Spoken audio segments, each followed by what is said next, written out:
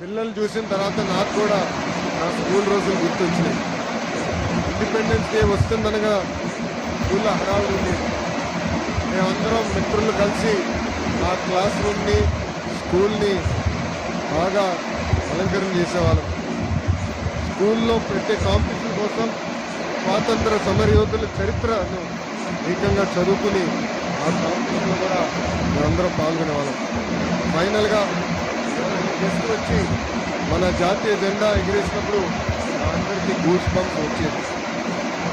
జనగణ మనకు ఒక మాటలో చెప్పాలంటే జాతీయ జెండా ఎగురడం చూసినప్పుడు చాలా గర్వంగా ఉంటుంది. ఆ మూమెంట్ ఈరోజు మళ్ళీ నాకు గుర్తొచ్చింది. మన గౌరవ ప్రధాని నరేంద్ర మోడీ గారు ప్రతి ఇంటిపై జాతీయ జెండా ఎగిరేయాలని పిలిపించారు. ప్రతి ఇంటిపైనే